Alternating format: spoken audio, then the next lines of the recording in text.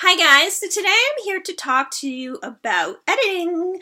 And I'm going to be very straightforward in this video blog and when I'm talking about it. First of all, if there's something I'm criticized for a lot, it's my editing. It's my grammar. It's this and that. And if you haven't read one of my books, it's not that my writing is that fucking terrible. It's just that people tend to nitpick a lot. Yeah. Anyway, and that's fine. It used to really bother me. I almost quit writing because of it. My biggest critics are usually other writers. And sometimes they mean well, and I know who those people are, and other times they're just assholes. Anyway, yeah, that's just how I feel. So here's the deal on editing. My first book, I had a professional editor. I paid a lot of money for that editor, and afterwards I got many criticisms for the editing of that book. Right. So after that, I haven't been quite as interested in getting an editor and paying like $1,000 or whatever it is, because it's a lot. It's by word, and they're allowed to make up to a certain amount of mistakes, and then who really is going to go through the final product with a fine-tooth comb and say, well, there's this, and this, and then have them argue. Like, whatever. What are you going to do? So my second book, one of the people who criticized my first book and said they were distracted by the mistakes, I asked them if they'd like to help editing. They did, and I had some other people help too, and then I got more criticism for that book and the edits. Now, and not to say none of these were my mistakes, and I'm not saying that. I am not saying that. And I'm not saying, there's times I probably tried to save the work. Back then I was using Word, and I found that sometimes I'd save something and it wasn't saving properly, and that might have been something I was doing wrong. I'm not blaming Word. I don't use Microsoft now, but that's nothing to do with it. I actually use Mac Pages, which I really like. Anyways, but that's a whole other thing. So, and I'm not endorsing a product here, but hey, Apple, I would do it if you asked. And yeah, so then after that, each editing process, I get so stressed out because I would hear these criticisms. Now I just kind of don't care. I edit at the best of my ability. I have other people help me. We catch things, but I gotta tell you, and this is probably gonna work against me somehow, I gotta tell you that most of my books, especially the last few, I haven't done a lot of edits. What you see is pretty damn close to the first draft. The edits in it are things like maybe I make a mistake with a name, I miss a word, grammar issues, punctuation. I have a lot of things that I do check. I tend to overuse. There's some words, if you look it up online, I think, that you can overuse. You should check to see if you're overusing them, and I can't think of one of them right now. But at one point, one of the words I was overusing was just. I don't know why. I think it was just.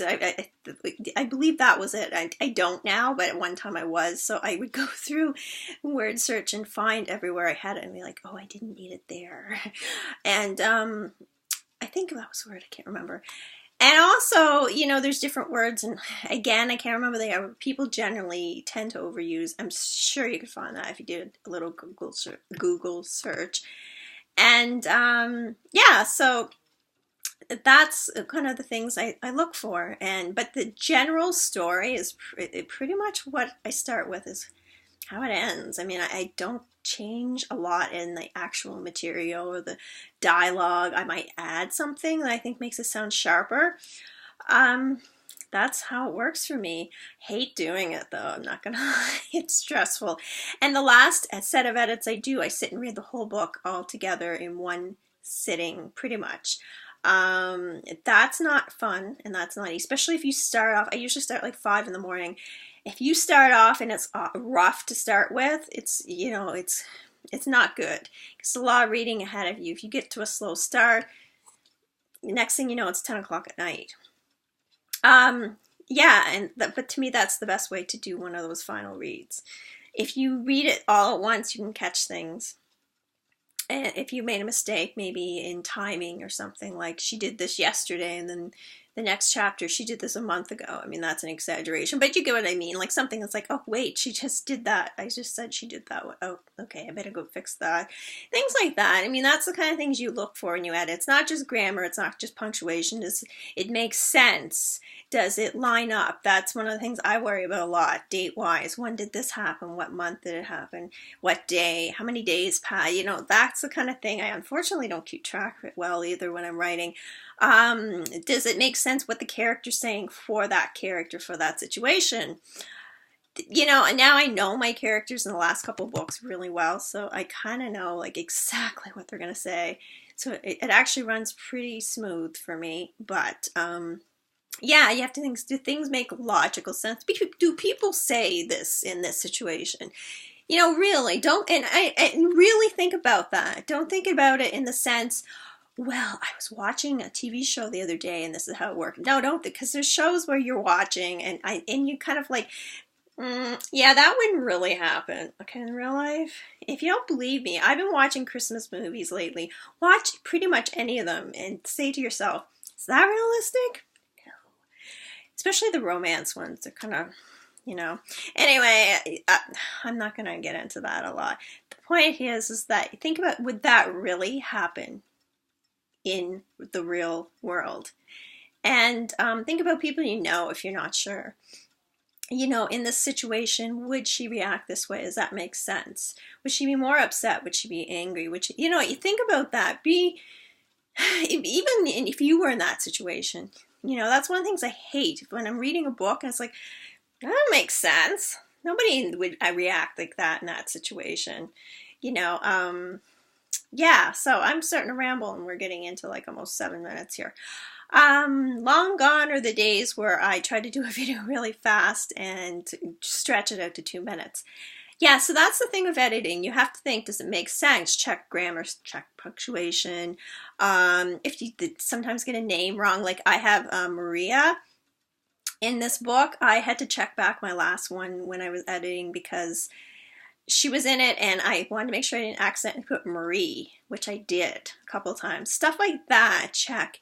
Especially if names, if they're very close and like Marie, Maria, that kind of thing. Like I have an Alec in this one. I have to make sure I don't put Alex. That's, you know, and you think, oh, I wouldn't do that, but you'd be surprised. Sometimes you're just rushing your typing and you miss it, and that's something your eye is probably going to miss when you're rereading. Yeah, I mean, that's kind of how I do it. There's certain things I write down. Sometimes double check this when you go through, double check that. Something I have a feeling I might have made a mistake on. I'll go back, like I do a lot of searches on certain things, certain words. Yeah, I think that's pretty much it. And yeah, it helps a lot if you read the whole thing. If you can, I know it's a lot, one sitting, try to like one last read all together, just to make sure it flows okay. It's really great. I think that's it. Editing, not fun, but necessary, necessary. Anyways, guys, thanks for watching this video. Bye-bye.